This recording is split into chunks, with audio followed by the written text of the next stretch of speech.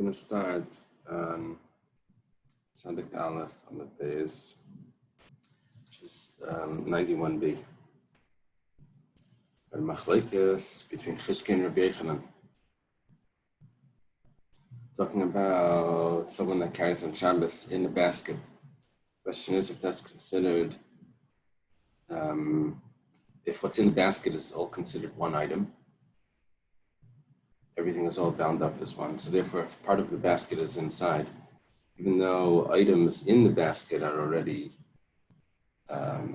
outside the house, so that's as if that's not carried. That would be Rabbi Yochanan's opinion. He holds Eged Keli Shmei Eged.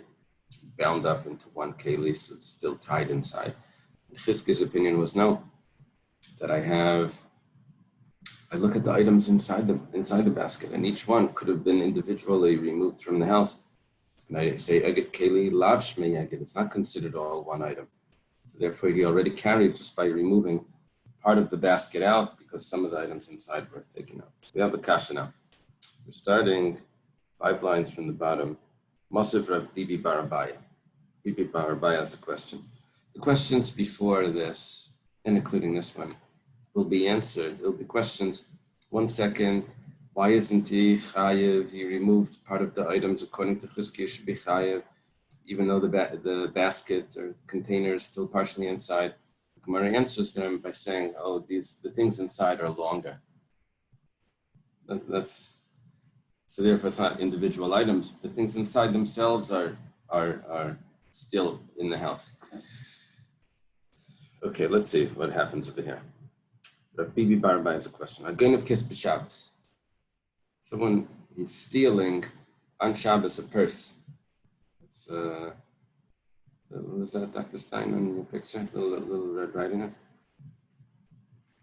Okay. So, stealing a purse on Shabbos. It's a bad guy. It says chayev. Okay. What does chayev mean? Chayev means he's chayev to pay. That's a chiddush here. He's chayev to pay for what he's stealing.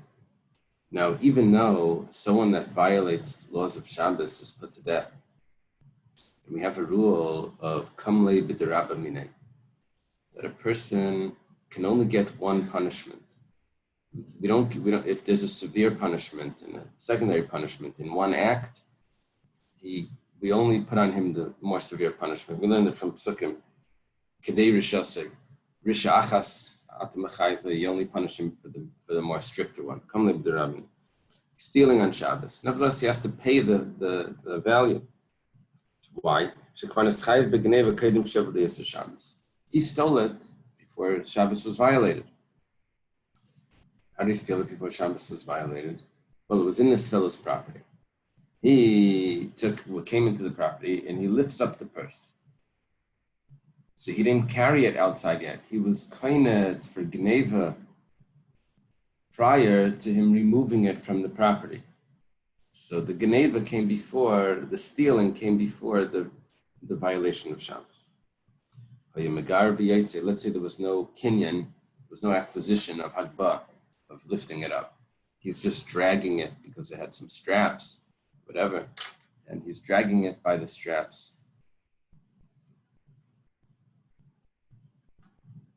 So that case is going to be pater. Why? Because the Geneva, the stealing, and the Shabbos, when does he acquire it? When he removes it from the property.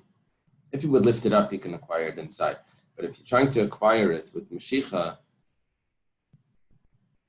or because of the area that it's in, so he'll only acquire it once it's removed from the property. There's some little complications here. Can do this sort of Mashicha into Rishus Harabim or Tzidei Rishus Harabim, whatever. Anyway, it's coming together. So therefore he's pater. That's not our point. We're trying to deduce something from this. Our point is, if you say regarding Shabbos, it's all one item. All the all the coins in the purse are all one item regarding Shabbos. That means Kadam la Yisr Gneva, this is Shabbos. Regarding acquisition, he pulls the purse out. He acquires the coins one by one as they're exiting the property. But regarding Shabbos, it still has strings attached to the Rishus HaYachid. So he didn't violate Shabbos yet. So Kashan Chizkiah. Chizkiah holds that we look at each individual item inside the basket, and that's considered, according to Chizkiah, he holds Lav Shmei. According to Chizkiah, it's not a problem. The prohibition of Shabbos will come exactly with the acquisition of the coins. It's Kashan Rabbi Yochanan. According to Rabbi Yochanan, that the prohibition of Shabbos doesn't take effect until the entire basket is out, but the acquisition of the coins does take effect immediately, even before that comes out. And it's only regarding Shabbos where we say Eged Keli Shmei Eged. So he's acquiring it before he violates Shabbos, according to Rabbi Yochanan. So why do we say that when he drags it, he's only chayav for Shabbos, he's not chayav for the coins, for what he stole? Why not? He acquired it before the prohibition of Shabbos. So the Gemara asks like this: if he's taking it out like that, he's dragging the purse from the strap. That means he's dragging it when it goes to the outside the property, so that the opening of the purse is right there, able for him to take the coins out. So Hachanami, you're right, because then he would be acquiring it, because he has direct access to those coins, and he's removed them from the property, even though the purse is still in the property. So talking about that the strap somehow is on the bottom of the purse.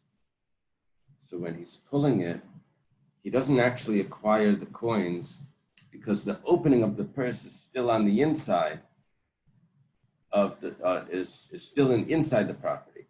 So even the acquisition of the coins doesn't take effect until the whole purse is out.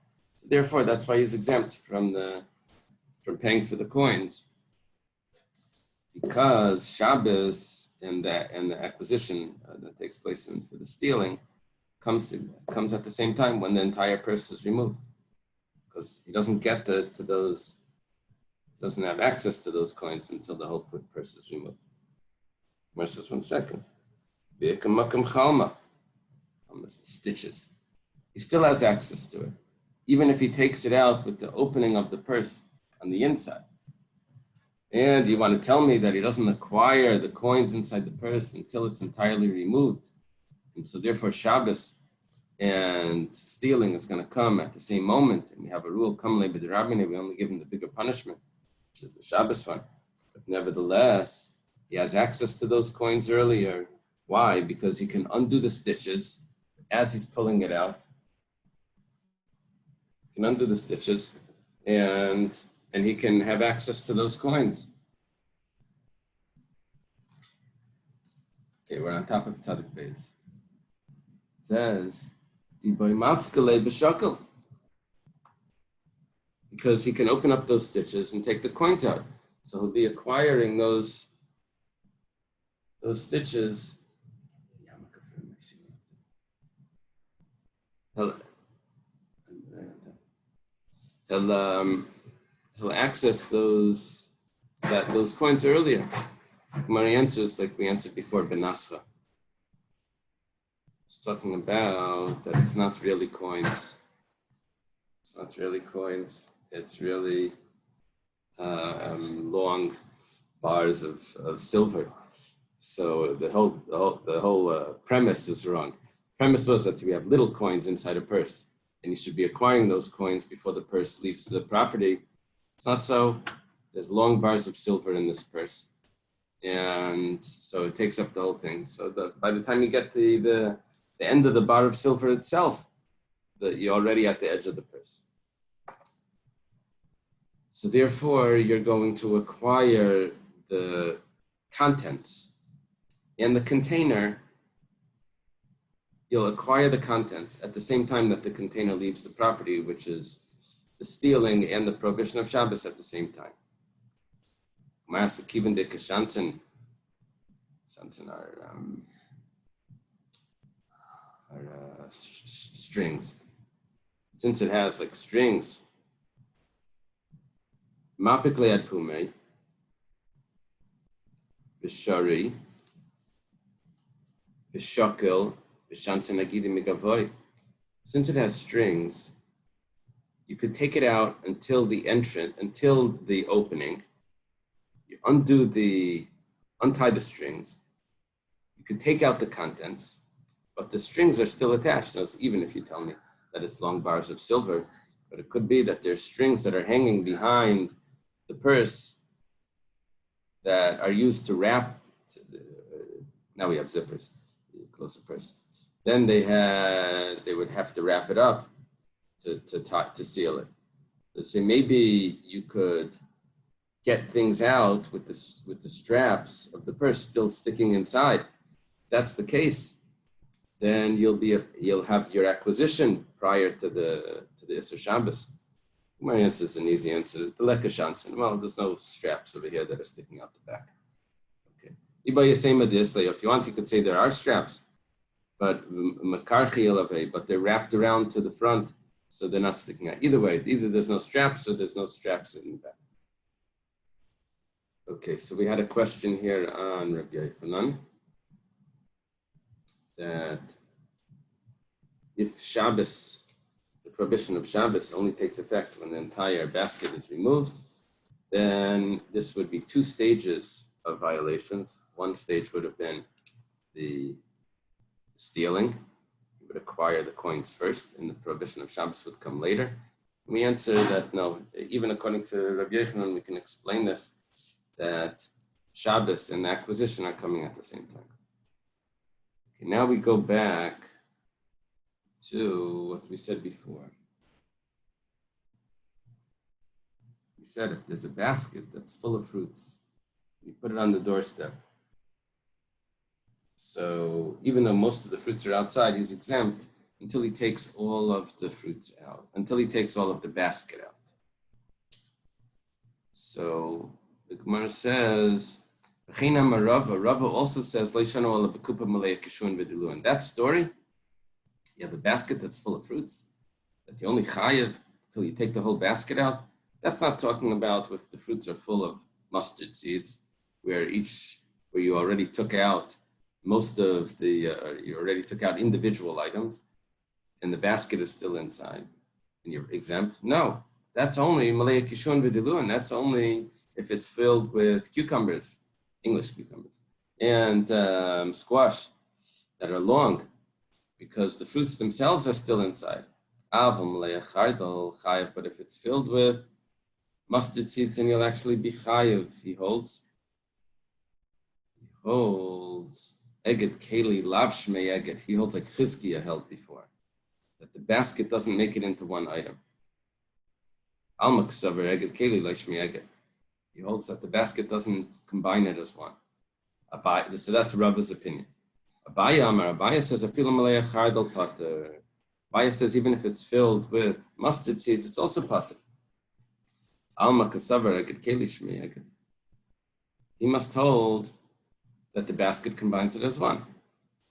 And so therefore, until you take the whole basket out, even though individual mustard seeds already were removed, but he's going to be pater. He also Rabbi Yochanan. Okay, now what happens here is a little odd. The Gemara says that Kam Abaya b'shitzei d'Rava and Kam Rava b'shitzei d'Abaya. They both changed their mind. They have support for that because there's Chizkiah and Rabbi Yochanan that are earlier than Abaya and Rava. But Abaya that used to hold like Rabbi Yochanan now holds like Chizkiah. And Rava that used to hold like Chizkiah now holds like Rabbi Yochanan. The Gemara now says, V'rami da Abaya da Abaya, v'rami da Rava da Rava. From the following the following memra, statement of Amiraim, of Abaya and Rava, we're going to have a question on the fact that Abaya and Rava changed their mind. You claim that they each changed their opinions, but we're going to have a question on that. Tosfos asks right away. Yeah, he doesn't actually spell out the question. He spells out the answer. He says, how can you ever ask a contradiction from a statement on someone that changed his mind? You could always answer that. That was before he changed his mind. That was after he changed his mind. You always have an answer to this. It's impossible. You can't pin him down to anything because you can always, So Tosfos says that the Gemara knows when this was stated. The Gemara knows that this was stated after they changed their mind. How the Gemara knows that they had it from tradition, when this was stated. The Itmar, here goes the statement. Someone carries fruits into a public area. We're talking about that he didn't actually carry them out by walking out the front door. He carried them out by sticking his hand out. He extends them out.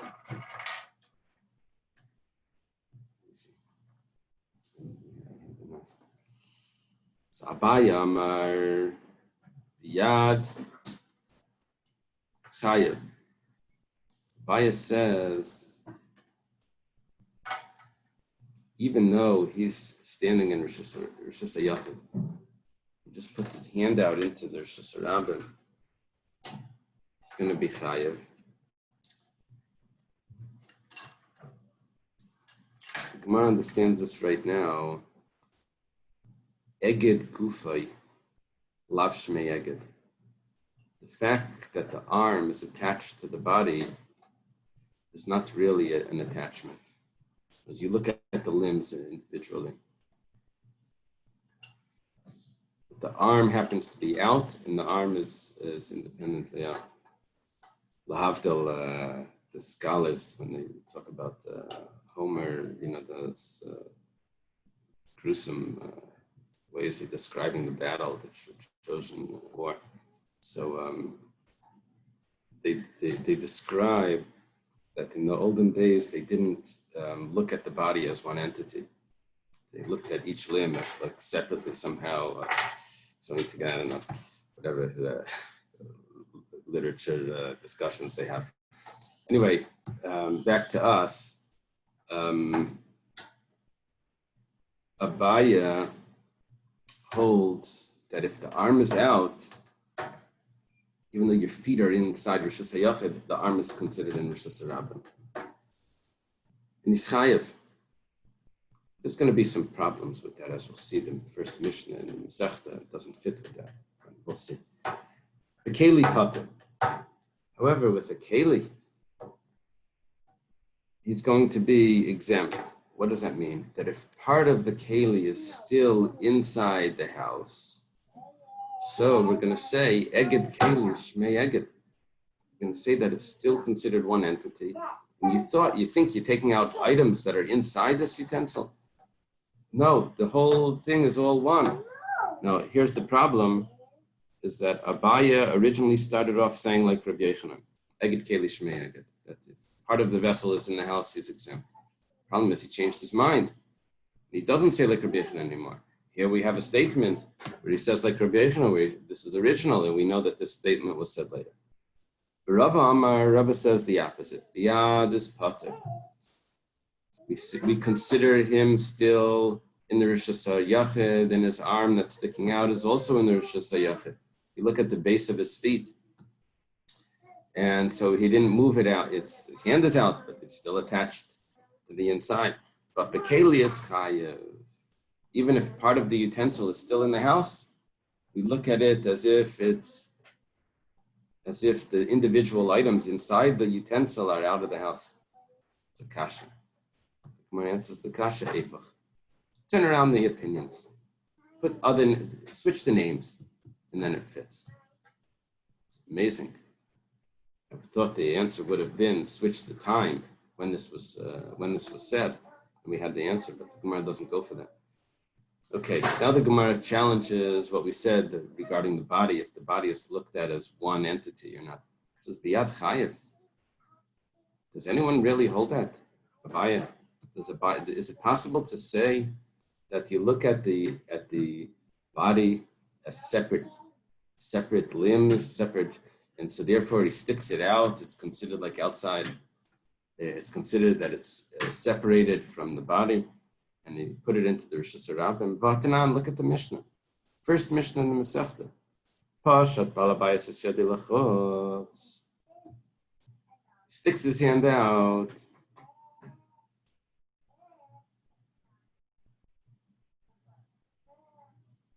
Balabayas sticks his hand out.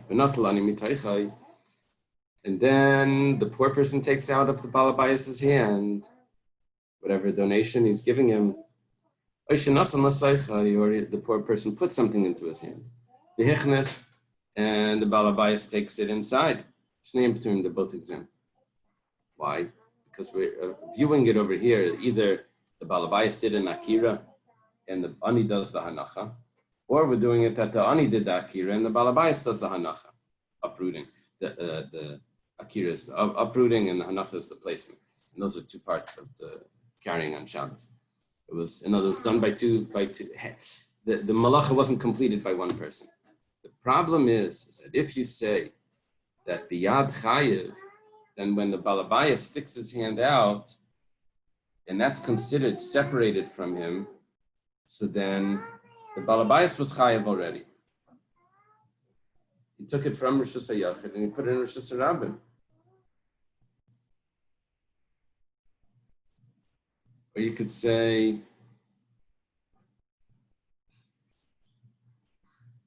if you view it the other way, it comes interesting as well. If the ani takes it out of his hand and he puts it down, is the ani taking from a Rosh Hashanah?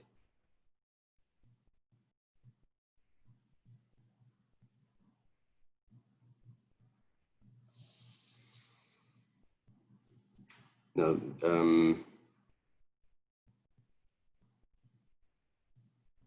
no, that can't be a Rosh Hashanah. That's not our issue. Our issue is that we're considering it like it got placed in the Rosh Hashanah already by the balabayas. That's our issue. That's our problem. So, the Gemara answers, over here, what we're dealing with, where we said that biyad is chayev, that's if he sticks his hand out within 3 tefachim of the ground, it's considered placed down. As our issue here is not really, not so much the location, it's more if it's considered placed down. Was there a hanacha or not? So the reason over there, the reason why in the Mishnah he's exempt when he sticks his hand out with an item inside is because it wasn't placed on the ground. It was too high above the ground to be considered a hanacha. If it would have been within 3 handbreadths of the ground, then it would have been considered placed down. That's how we resolve the Mishnah to fit with Abaya, as to with the distance from the ground. Okay. We have a new Mishnah. So we're talking about, the last parak spoke about shiurim, size of carrying, how much, what's considered a significant amount to carry. This parak talks about the manner in which a person carries. What's considered carrying in a manner that would make him chayev. It says, "Hamaitzi bein b'yimini bein b'smelei b'teichekai be'alksefei chayev." Someone carries, whether he carries in his right hand, that means he transfers from Rosh Hashanah to Rosh Hashanah, or the opposite, whether it's in his right hand or his left hand, or it's in his lap, or it's on his shoulder. All of those cases he's chayev. Shekei masa b'nei kos, because the masa b'nei kos they carried on their shoulder. Now, Rashi quotes from Rabbeinu Yitzchak Bar Yehuda. He says that he found in the name of Rav Hai Gaon that the Talmud Yerushalmi says, sounds like Rashi didn't himself have the Yerushalmi, at least not this Yerushalmi. It's confusing if they had the whole Yerushalmi on it.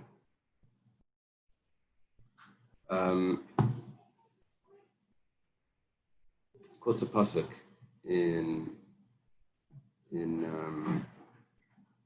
last week's parsha. It says that Elazar ben Aaron HaKohen, he was in charge of the carrying of the oil for the menorah, the ketores, the flour, and the anointing oil. And the Yerushalmi goes on to say that this is talking about the work of the sons of Levi. So that he carried the oil in his right hand, another oil in his left hand, the ketores he carried in his lap, and the flour he carried on his shoulder. So this is actually describing each of these. Shekin Masa B'nei Kahas would be giving me more than just that they carried some things on their shoulders, as we're going to see in the Gemara, what they carried exactly. But it's actually everything was carried on the different parts. The different parts of the body here, we're saying is carrying everything: the right hand, the left hand, the lap, and the shoulder. That's the first part of the Mishnah. Now we have the exemptions.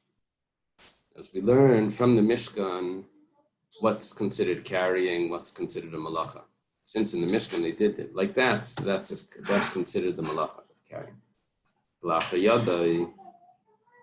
What about if he carries in the back part of his hand? Beraglai, or he carries with his foot. The piv, if he carries something in his mouth. The marpeka, it's machlekes if it means by his elbow like this, or if it means in his armpit.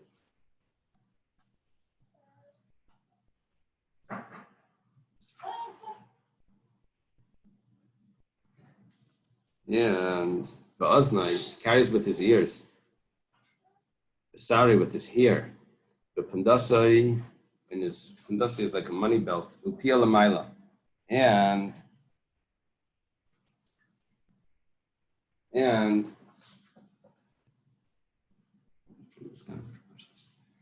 his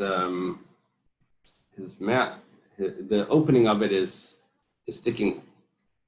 Sorry, pia lamata. The opening is sticking downward, so that means that everything could fall out. That would make him exempt. That's the abnormal way of carrying. If he's carrying between his belt and his garment,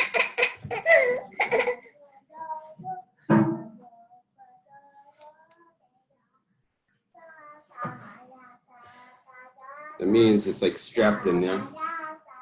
Bisvas chaluka, if it's in his ham, b'minalai, in his shoe, the sandalai, in his sandal, he's pater. And that's an abnormal way of carrying. That's not considered carrying. Okay. Amar Rabbi Lazar. Rabbi Lazar says, if you carry in Rosh Hashanah above 10 tvachim, you're chayiv. Now this is a bit of a problem because we learned that above 10 tvachim in Rosh Hashanah is called the makom patur.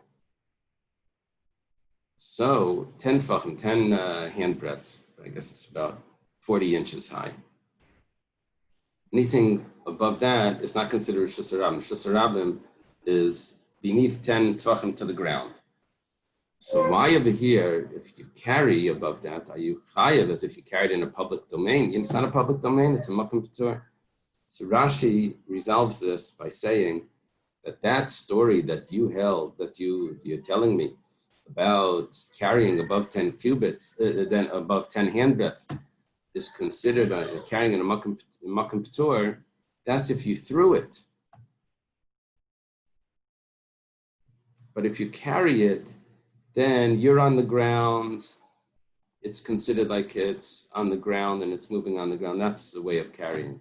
Even if you carry in your hand above 10 breaths, you're still going to be chayav. That whole story is only with throwing. Very important. Rashi changes the whole understanding of 10 hand breaths, the makom patur. He said the Gemara says Masa b'nei kas. That's how the Masa b'nei kas always carried above 10. The Bnei Kahas, from the children of Levi, that carried the things in the tabernacle, the Mishkan. When they went from one location to another, they carried above 10 handbreadths. Masa Bnei Kahas Minalan, how do you know that it was above 10 handbreadths? Maybe not. Well, let's take a look. The Ksiv says in the Psukim, this is in the last parshas, the Daf gave us time to learn it well, so we should be able to understand this Gemara. It says, the Ksiv ala Mishkan ala Mizbeach Saviv. It's surrounding the curtains that surrounded the Mishkan. It surrounded the Mishkan, and it surrounded also the Mizbeach. Makish Mizbeach le-Mishkan. We compared the Mizbeach to the Mishkan. Mishkan is the room inside that had the coverings over it. Ma Mishkan Yerama is just like the Mishkan itself. The tabernacle was 10 amas tall. Ach Mizbeach Yeramas. The Mizbeach was also 10 amas tall. We have some questions. One place it says that it was 3 amas, one says it's 5 amas. Rashi explains the calculations, and then apparently the curtains that surrounded were even 5 amas above the Mishkan. Whatever the case is, both the Mishkan and the Mizbeach are 10 amas. Mishkan Gufei Minalan. How do you know that the Mishkan is 10 amas? That you tell me that the Mizbeach is like the Mishkan? You have to support that statement. Oh, that we know. It says the beams were 10 amas tall. That means that the Mishkan was 10 amas. And it says that he spread the draping, he draped the coverings, spread it over the Mishkan. Rav says Moshe Rabbeinu put this on his own. Wow, 10 amas tall. 10 amas. It's very tall. That's 18 feet tall. Right? 18 feet. It's very large. He could dunk. So, Mikan at the Lamed, from here you see, Goyven Shalaviyim Eser Amas, all the Leviyim were so tall. Ugamiri, and it was taught, Kol Tuna de Midli Bamuta is any load that you carry on sticks, like the Carmel picture on the Carmel wines. You have those sticks. So you see the grapes hanging down. I think that's a picture of the spies. I wonder why they took that. But tilsimila ale, tre tilsimila tachas. 1/3 goes above the poles, and 2/3 hang below the poles. That's how you carry things on poles. Wow. So Moshe Rabbeinu or the Leviyim, 10 amas tall. So 10 amas tall, that means, I don't know how big the head is going to be in it, but whatever the case is, very tall, they're very tall, and they have the Mizbeach, which is 10 amas as well, resting on their shoulders. Now 1/3 of the Mizbeach, which is 3 1/3 amas, right? Because it's 10 amas, so 3 1/3. It's going to be above the shoulder, and 2/3 below the shoulder. Whatever the case is, you have three amas under approximately 3 amas, 2 amas hanging that are on the bottom from their feet up to the bottom of the Mizbeach. That means that the Mizbeach is being carried above 10 tvachim, an amma 6 tvachim. So already one in under 2 amas, you already have your 10 tvachim. You see that it's well above the 10 tvachim. That's how they carried. If they carried the Mizbeach, they carried it above 10 tvachim. Here's a good proof. I can prove it to you also from the Aron, not just from the Mizbeach. This one is a little easier. Master taught Aron Tisha. Here, the whole Aron together with the lid on top of it is only 10 tvachim, not 10 amas, 10 tvachim. Harikan Yud is 10 tvachim. Gemir the Koltuna, the Midli Bamute, still similar, till similar. If you have 3.25 tvachim above. You have hanging down 6.6 tvachim underneath. Obviously, it's above 10. It's above 10 tvachim.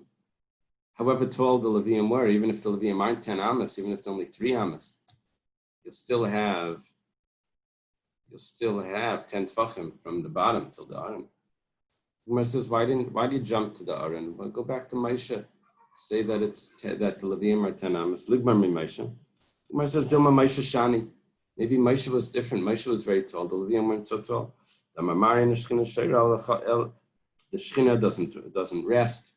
Ela al Chacham only on a wise person. Gibar, a strong person. V'asher on a wealthy person.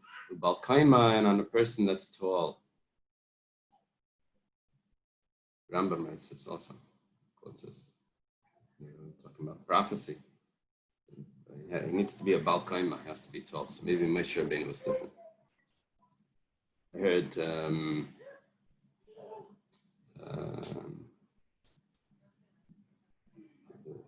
I forget, one of the Rebbe says Bal Kaima means not someone that's tall, but someone that's able to stand up after he falls. It means that he makes a mistake, he's able to get back and to continue doing his avodah. He says that's where the Shechina rests. So I can always start again. Okay, Amar Rav Mishum Reb Chia.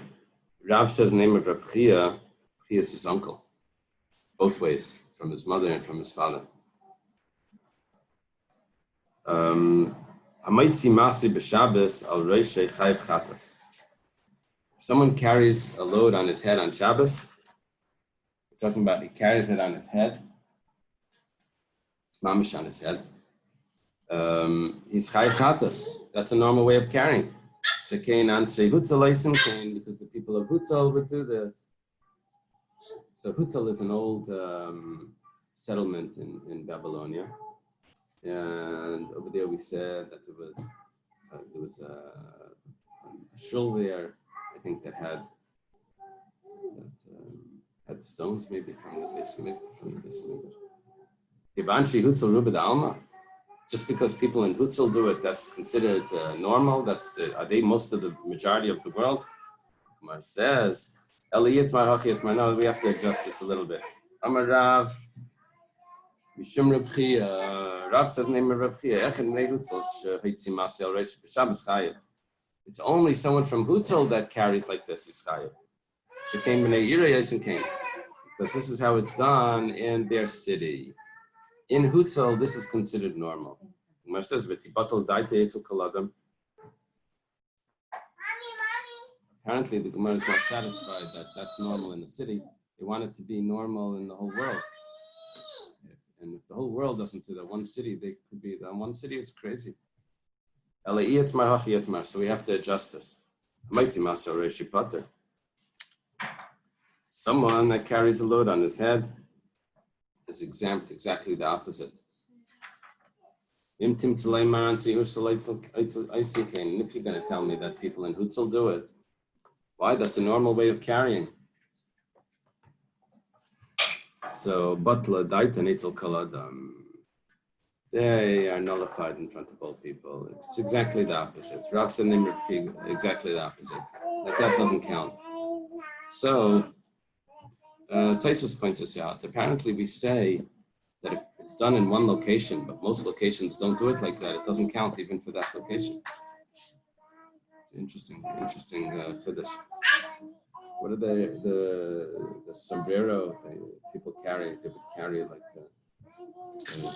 things in those big hats.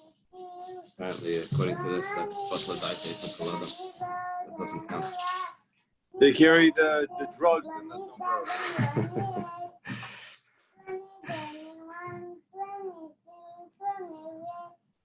Okay. Miskaven, it's really the coffee beans or whatever they're picking. I don't know. Miskaven lahitzi lefanov bolay laachre pater. Someone's carrying something, and he's intending to carry it in front of him. Maybe it's sort of like a backpack or something, and he put it on front of him. But as he's going, it moves behind him. So he's exempt because that's not what he intended. Lachrav, if he was carrying it behind him, a backpack, and as he's going, it ends up that it's in front of him. Then he's chayiv. We'll see in the Gemara why we have this distinction. Now you get introduced to. In truth, they said, when the Mishnah says this, we're going to have an Gemara that whenever it says be'emes amru, that's the halacha. In truth, they said this is a rule that's quoted. It says "Isha chegeres pesina bein milfaneh bein malachareh chayaves." If a woman puts on this type of apron,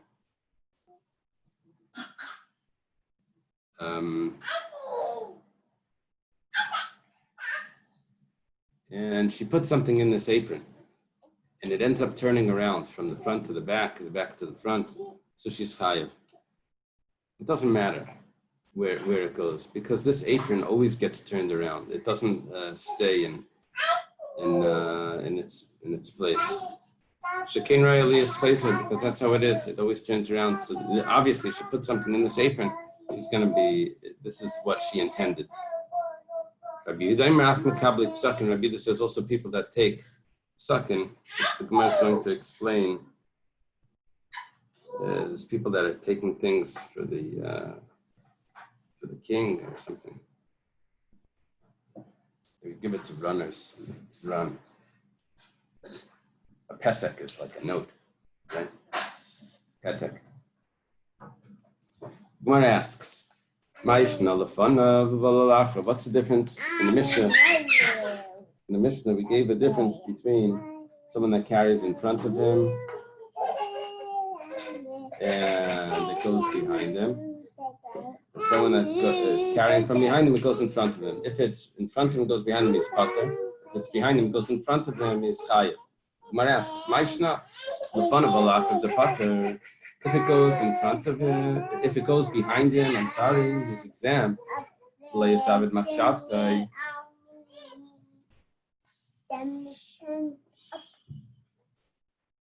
because he wasn't able to accomplish what he was intending. So what about the opposite? If it goes behind him, if it was behind him and it goes in front of him, also he didn't do what he was intending. So why should he be chayiv? What's the difference in two cases in the Mishnah? Rabbi Lazar says tavra. You have to split it in half. Misha shanazu le'shanazu. There's two authors of the Mishnah. Unbelievable. We thought the Mishnah was giving me two cases. It's actually two separate opinions. And there's two cases in the Mishnah. And we have one opinion in the first case, and we have a different opinion in the other case. And really, by both of those cases, one opinion would say chayiv by both, and one opinion would say pater by both. Very different than the way we just read it. Amar Rava says regarding this statement, my kushya, why are you making it so difficult? Maybe there's a simple reason here. You don't have to say there's a machlekes. If it started off in front of him and it went behind him, the bag that he's carrying, then he wanted to watch it very carefully, and it ended up that he's watching it not so carefully. It went behind him. How do you watch money? You have to keep it in front of you. It says you can't put your expensive items in your backpack. Someone maybe from behind that could take it, or it could fall out and it won't be guarded. If you put your backpack, you put it in front, there you'll always see it. That's a real good watching. So he's not accomplishing what he was trying to accomplish. So that's why he's going to be pater. A malacha on Shabbos needs to be with intention, and the intention needs to be accomplished. So here, if he put it in front of him and it goes behind him, he didn't accomplish his intention. What about the other way? He's chayiv because he's doing even better than he intended. He intended whatever items he has in his backpack. Now he's even watching it better, so it's included in the shmir ma'ulas, the shmir pchusa. He accomplished this intention. He should be chayiv. So elamai kushya. So the Gemara says. So if that's the case, so why did the Gemara go through this Such a simple teretz. Rav is right. Now it's a kasha on why you had a kasha. It must be that the kasha has some significance. When it explains diuk of the masnisin kasha, it was the diuk of the Mishnah that was difficult. The diuk means the implication of the Mishnah. Why? It goes like this. Someone intends to carry in front of him, but it ends up going behind him, he's potter. If I stop right there,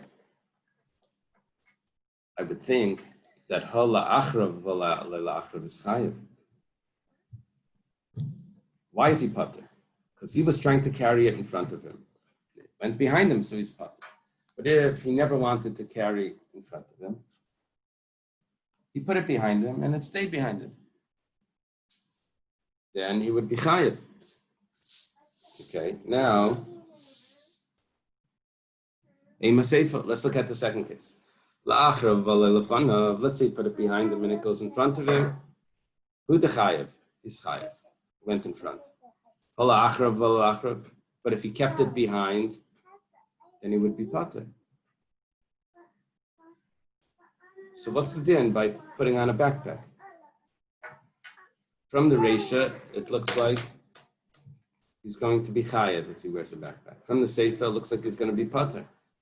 The Reisha and the Satan, no one talks about carrying behind him. And intending to carry behind him and also carrying behind him. The Reisha talks about intending to carry in front and it goes behind. The Seifa says intending to carry behind and it goes in front. But carrying behind and it stays behind. So that the implications are contradictory.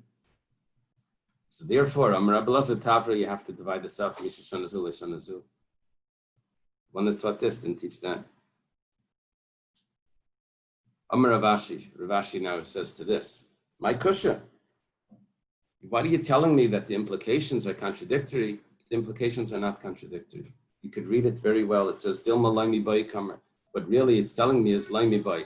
Laimi Bai means not only, which is a way, it's telling me something that's less of a chiddush first. Not only this, but even that. It goes like this. Laimi Bai Lachrav Valelachrav Dechayev. In the second case. Not only if it's behind him and it stays behind him is Chayev, this would be the machshavte, because that's what he intended. It's shichalei.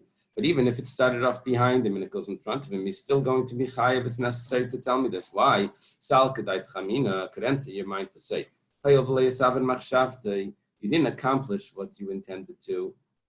Why you wanted it to be behind you and it ended up going in front. You should be exempt. Kamash malan, the chiddush of the Mishnah is the niskav shmir plus also the other shmir mul the chayiv.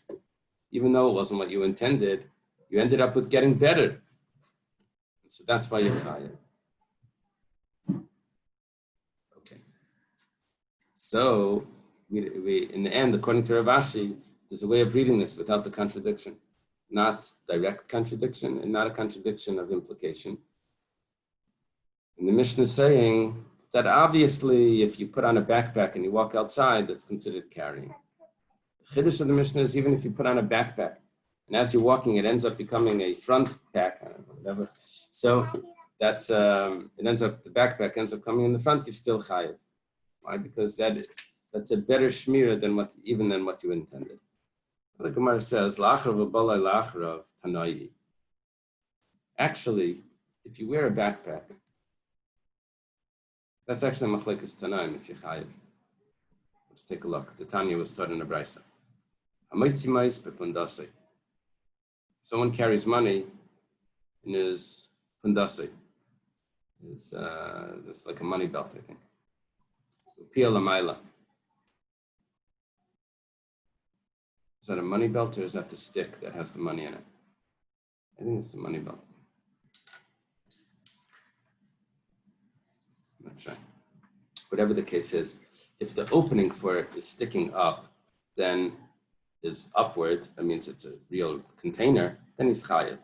Pia lamata, but if the opening is going downwards, everything is going to fall out, then Rabbi Yehuda mechayiv, but you carry like that. Somehow, I don't know how you do it, but you do it quickly, or I don't know. Rabbi Yehuda says you chayiv. And the Chacham and Paichim, say that you're exempt. That's not a normal way of carrying. Amalam Rabbi Yehuda says to the Chachamim that say that they're exempt. Look, it's not a normal way to carry things on your back. You can't see if things fall. You have to keep it in front of you. Nevertheless, Yechayev. Don't you agree that Yechayev, if you carry something on your back? If that's the case, if you carry something with a container upside down, it's also not a normal way, but nevertheless, that's how you carry it, you should be Chayev. They responded to him, don't you agree that if someone carries behind his hand or on his foot, that he's exempt? That's an abnormal way. So carrying with a bag upside down is abnormal. Amar Rabbi Yehuda says to this, I said one thing, they told me something else. They don't have an answer to me, and I don't have an answer to them. Okay, would they agree? He agrees to disagree. Now let's take a look. Midaka Amar Lehu, from the fact that Rabbi Yehuda told the sages, he said, don't you agree that if you put it behind you and you carry it like that, even though there's no protection there, and it could fall and you won't notice that you're going to be chayiv? Lav mechlal de patri rabbanan. It must be that the rabbis don't hold that. He had to ask them.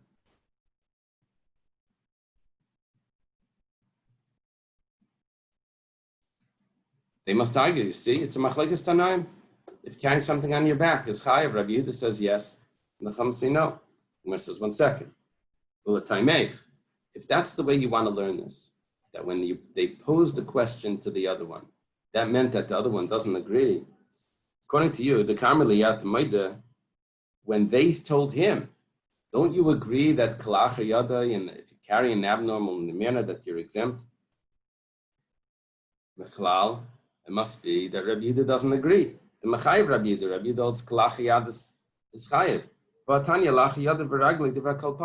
one holds that lach yada is chayiv. Everyone holds lach yada if you carry in an abnormal way behind your hand or on your foot, that you're going to be exempt. It's an abnormal way of carrying. So you can't prove from the fact that the question was posed that the person disagrees with that question. Everyone really holds that if something is on your back and you carry your chayev, if it's behind your hand and on your foot, everyone agrees that you're exempt. Machlekes is, if it's in the money belt, that's upside down.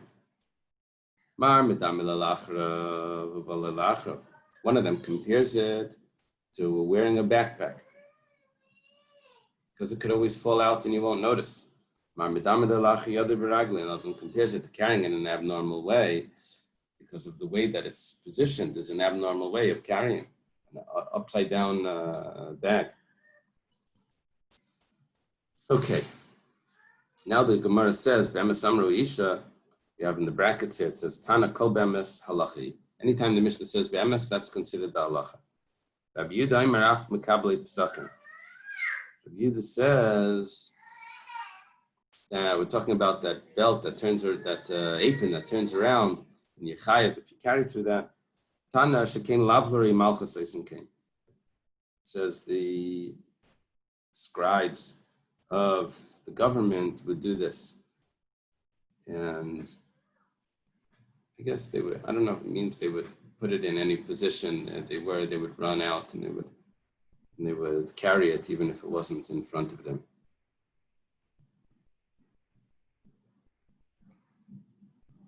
Rabbi? Yeah. You know the way it says in the Gemara, if you're walking in the street with a woman, depending on whether or not they're listed or in the woods or on the street, which side you should be in. So maybe the question is, depending on where the danger is here, if the potential danger is coming from in front, you would have the backpack, fanny pack behind you. If it's from behind you, right, you keep it in front. Just saying. Right. right? It has to do, it's interesting, it has to do with if a watchman is given an item to watch and he's paid, he's obligated to watch it in the best possible way. And if something happens to it, so if he did his best, then he's going to be exempt. So let's say he put it in his backpack and it gets stolen. So if it's money, that's a problem. He didn't do it his best possible way. Into his best possible way, because it could fall out, he won't notice it. Or someone could take it and he won't notice it. You have to keep it in front of you. Money you have to keep in front of you. You have to watch it better. So we're talking about here, someone's carrying something. He has intention how he wants it to be protected. So that's what we're saying. Behind him is less protected. So you won't notice if something happens. I hear what you're saying. Okay, we have a Mishnah now. It says, "Amitzi kikar l'rshus rabin." Someone carries out just a regular loaf of bread.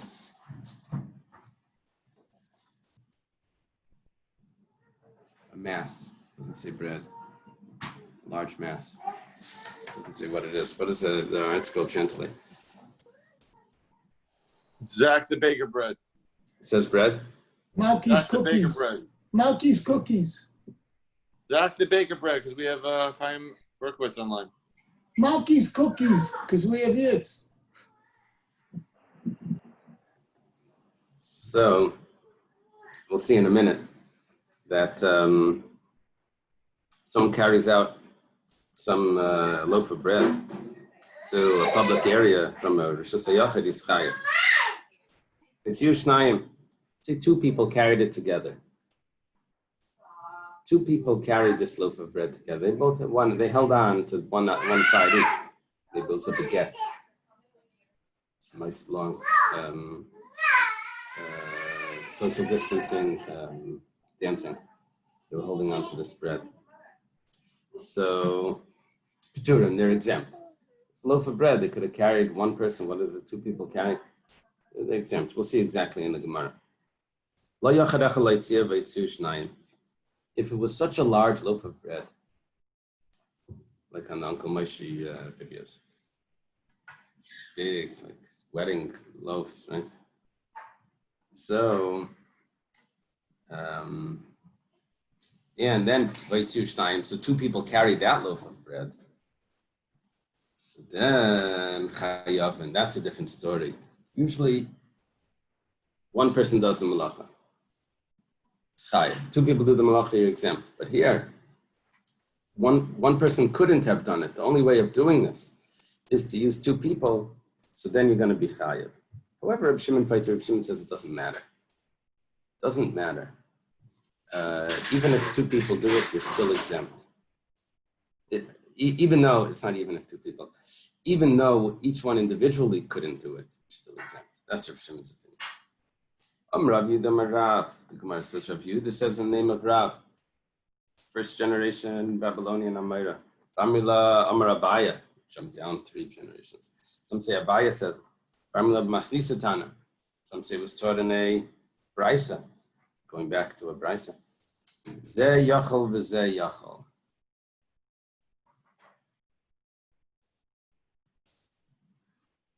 What's Abaya? The one that's saying a Brisa. So interesting.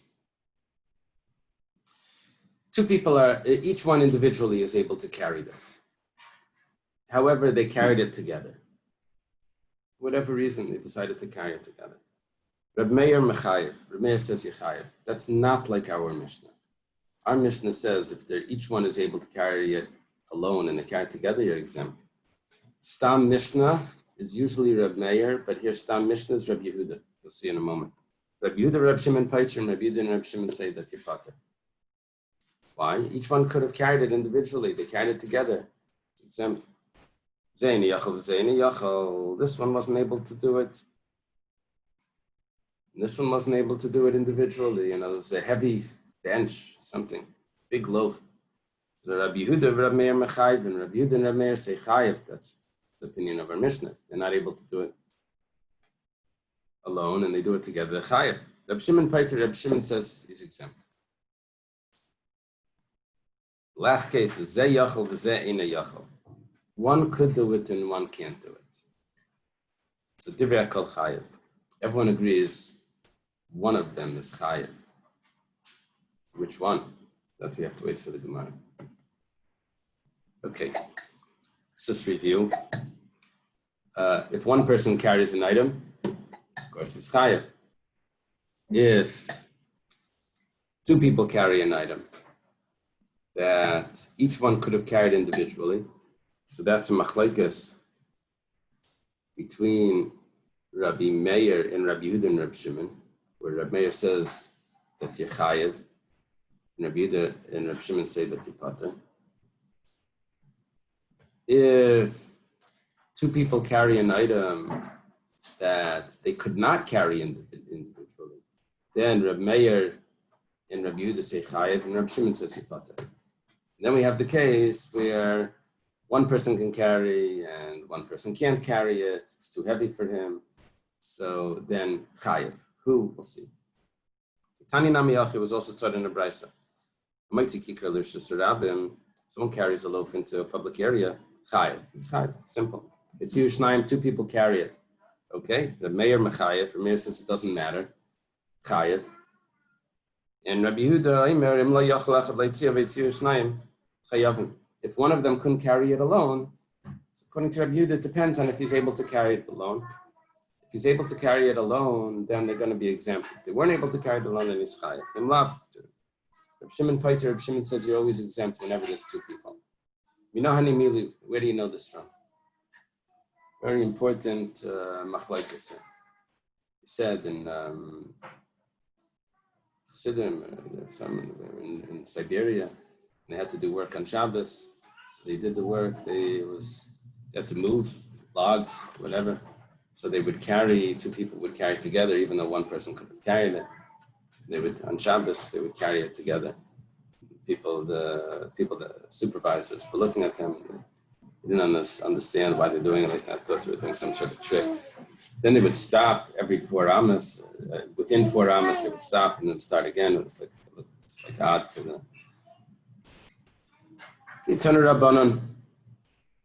It was taught in a brisa ba'asaisa. Okay, in Parshas Vayikra, it talks about the korban chatas. It goes through different. If the nasi sins, if the kohen gadol sins, and then if a regular person sins, and the pasuk says ba'asaisa, says if a person sins b'shkoga, one of the people, by doing one of the mitzvahs of Hashem.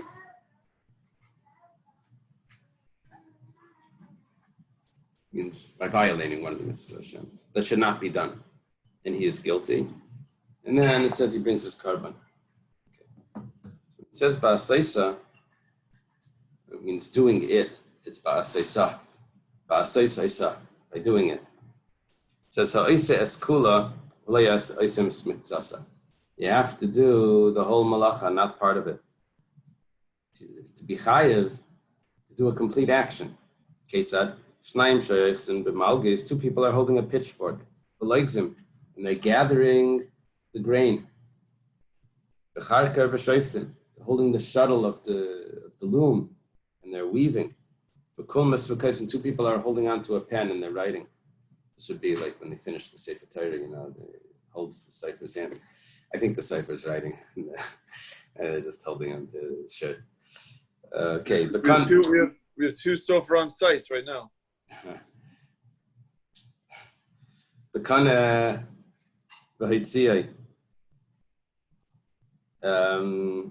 What about if they hold a reed and 2 people, they read it, you can carry. One person can carry a reed, but 2 people carry it outside. Maybe you should say that Techayev. Talmud Leimer Ba'asaisa. Says Ba'asaisa. No. You have to do the complete act. Only if you do the whole thing, not part of it. What about the eagle shell devela? Now we're on top of Tzadik Yimel. Eagle shell devela. Cakes of figs. These were dried figs, and they would press them, and they would get very, very heavy. One person couldn't carry this container. Need two people to. This is how they would dry them, and they would store them. So, and they carried it to Rosh Hashanah. A kaira, or a beam, it's like a beam for a roof. So Rabbi Yehuda and Rabbi says, if one person couldn't take it on his own, use two people to carry it, then chayavi, both chayav. Then lav, but if they could have carried it on their own, and they just used two for no reason, so p'turim, they're exempt. That's the opinion of Rabbi Yehuda. That's the opinion of our Mishnah. Rabbi Shimon says, even if it requires two people, you're still going to be pater. There was no way of carrying that with one person. It's a large beam. It's so heavy. Nevertheless, Rabbi Shimon holds pater. That's why it says, when you will do this act, Yochid shasa, one person does the act, and he's chayav. Shnayim shasa p'turim, but two people do it, he's exempt. My kamiflagi, what is the machlekes here? We're going to go through the machlekes. It's based on what we're excluding based on this pasuk. B'haikra, regarding this pasuk that we quoted before, it says v'nefesh achas techta b'shkaga. If one person will sin by mistake, me'amar, it's from the people, ba'asaisa, by doing this prohibited act. Reb Shimon Sarvat Lasim Yutiksiv. Reb Shimon holds that there's three exclusions here. Nefesh techta, soul will sin. Achas, the next word in the pasuk is achas. Achas techta, one person will sin. And basaisa techta, by doing the sin. Each one is excluding. Chad l'maute, one exclusion is if a person does half an act, half a malacha. One person lifted it up, the other person put it down, like the first Mishnah, Masechta Shabbos. One person stretches out his hand, the other one takes it out of his hand and puts it down. One did akira, one did anacha. So no one individual did the full act. That's an exemption.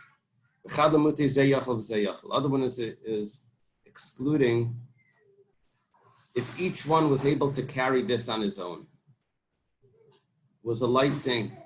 It's a piece of paper. And two people carried it together. So that's an exemption. They did the full malacha. Both of them did an akira and anacha, but they weren't both required. The next exclusion is the other one is to exclude even if they weren't able to carry it on their own. It was a heavy piece of metal. It was a beam for a roof. And they carried it together, which is the only way to carry it. Nevertheless, they're exempt because there's two people there. And that's Reb Shimon's opinion. Rabbi Yehuda, he says it different. Rabbi Yehuda's opinion is like this. He agrees with the first two. If one person lifts it up, another one puts it down, then there's an exemption. They did half a malacha. Other one is to exclude if they're both able to carry it individually, but they decide to carry it together. That's also an exemption. Other ones to exclude if the Bezdin paskins that this thing is acceptable. Now, if the entire congregation violates that, commits this act, and then the Bezdin realizes that they made a mistake, then the Bezdin has to bring a korban. What about the individual? If not the whole entire congregation, if just an individual acted on that. Is he considered a shaygig or is he considered an einus? Rabbi Yehuda says he's considered an einus. It was beyond his ability not to do this because he was relying on the Bezdin. The Bezdin said it's acceptable and the Bezdin finds out it made a mistake. That's the case. He doesn't have to bring a korban. That's what that last instance that Reb Shimon held was telling me, that if two people carry a load that's too heavy for each one individually, you're still exempt. Rabbi Yehuda doesn't have that as the exemption. Rabbi Yehuda has for the exemption, if Bezdin Paskin that it's permissible, and one individual did that, and then they find out it was a mistake, he doesn't have to bring a sacrifice. He's considered it was done beyond his control. Reb Shimon, Yochid Asa Bayras Bezdin is chayav. Reb Shimon holds no. Reb Shimon holds in that case that he's actually chayav. There's no exemption there. He uses that verse to tell me carrying a load that's too heavy is exempt. Reb Meir goes like this: Miksiv nefesh techta, achas techta, baseisa techta. Does it say all of that? Doesn't say that. Tremiu tiksiv. It only says two exclusions. Yes, nefesh techta and achas techta.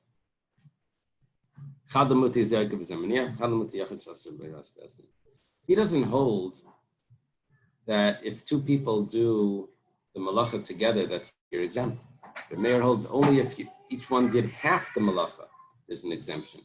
But if two people carry a load, whether it's a piece of paper or whether it's a beam, you're always chayav.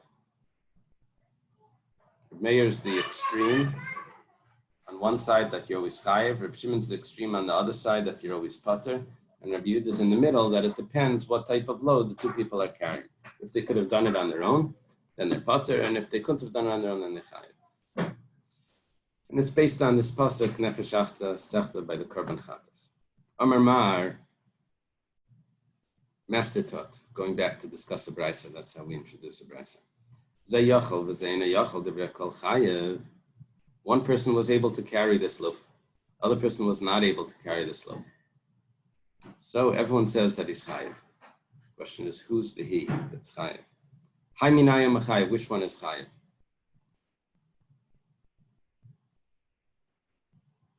Now, Tosfos right here says, obviously, the one that was able to do it is chayav.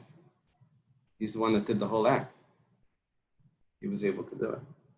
The other one couldn't have done it. Obviously, the one that's able to do it is chayav. The whole question of the Gemara is, is there a possibility that both of them are chayav? That's what Tosfos learns. Other Rishonim say no. What do you mean, obviously it's chayav?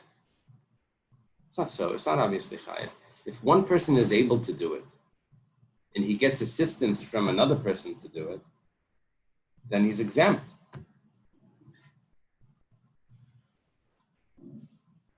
So really we have a very interesting question here, because the one that's not able to do it has potential to be chayav if the other person also was not able to do it and they did it together. Then Rabbi Yehuda would hold chayav. It would be a machlokes, but Rabbi Yehuda would hold chayav. The one that's able to do it could be is the one that's chayav because he mamish did the whole thing on his own. He was totally able to do it. Okay, the Gemara answers to the question, Amar Rav Chisda Zeh Yachol. The one that's chayav is the one that was able to carry this load.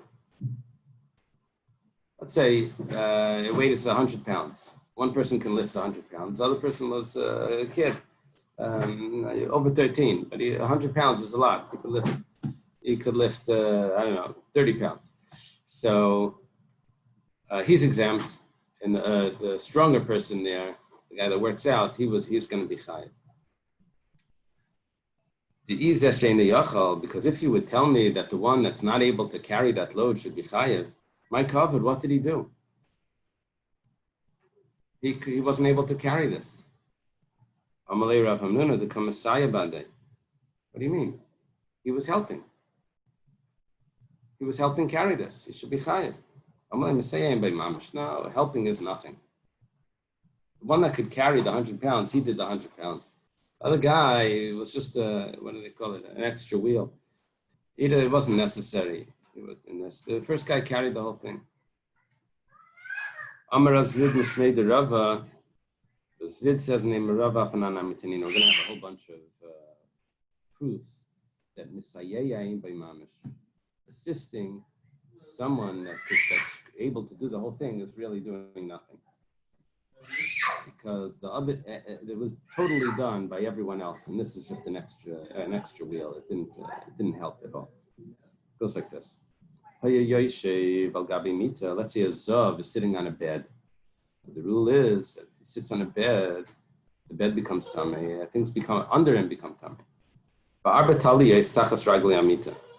There's 4 cloths under the legs of the bed. Now, a bed with 3 legs doesn't work. You try it.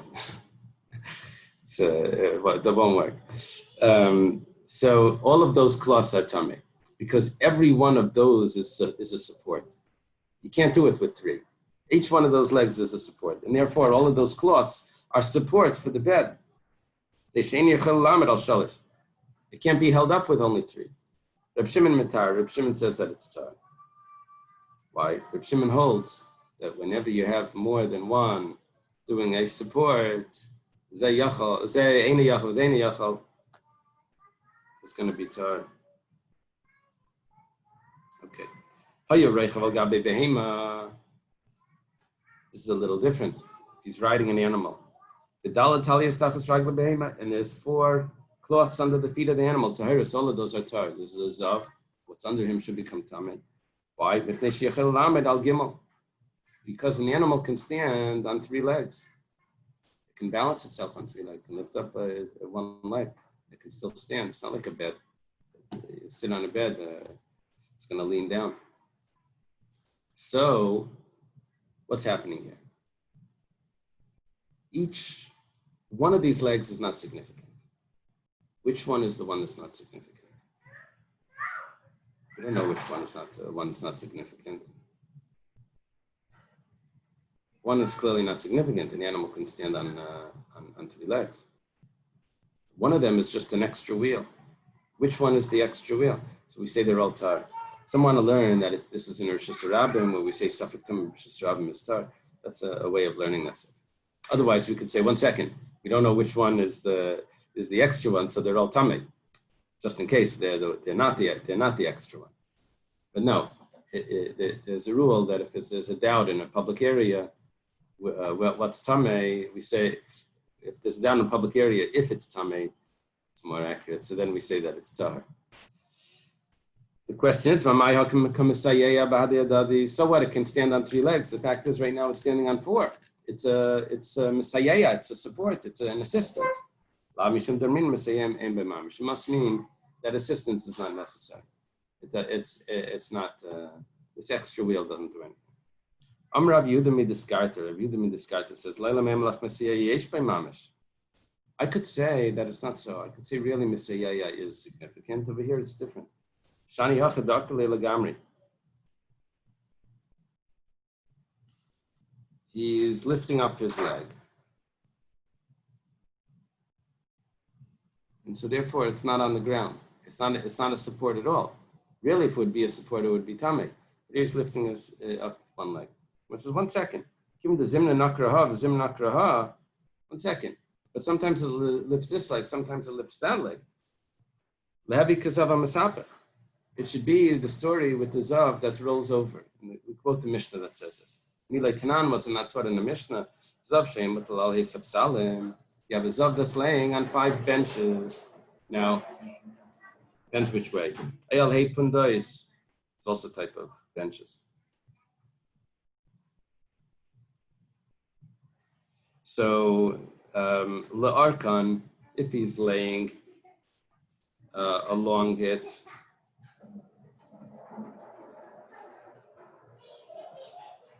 he's laying on the length. So then tameim. They're all tamei. No, he's laying on the width of them, that must mean. La'arkan, he's laying along their length. If he's laying on all of them, they're all tamei. But l'rachvan, if he's laying on the width, it's a hayrin. No, it's the opposite. It's the opposite. If he's laying on their length, then they're tamei, along the long side. If he's laying on the short side of each of them, then they're tar. Because he doesn't have support on each one. There's 5 of them. None of them are really supporting. Now, Yoshin, let's say he's sleeping. Safek misapech aleim, and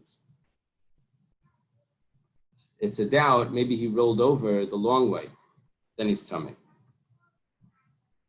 So what we're seeing here is that when he's sometimes on it and sometimes not on it, it should be tummy. So also when it lifts up its leg, it should be, the other ones should be tummy. When it lifts up that one leg, it's being supported by each one. No, what we mean is that each one is not necessary, and the other ones are a doubt if they're actually supported. Amar Rav Papa Mishmei de Rava. Papa says the name of Rava Chananam Tinina was also taught. That's Rav Yosi. We have a Mishnah. Rav Yosi says Asus Matame Al Yadav. Rav Yosi holds that a horse, its main walking is on the front 2 legs and not the back 2 legs. Chamar al Raglav. This Rav Yosi doesn't fit with what we said before, that we have all 4 legs. This Rav Yosi is a different opinion. He says a donkey uses mainly its back legs. So only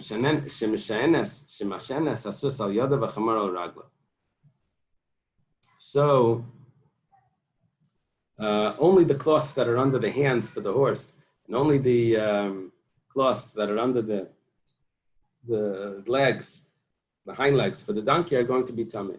Not the ones that are in the front for the donkey, not the ones in the back for the horse. Says 1 second, but it still helps to have those legs, to have those front legs or hind legs for whichever animal.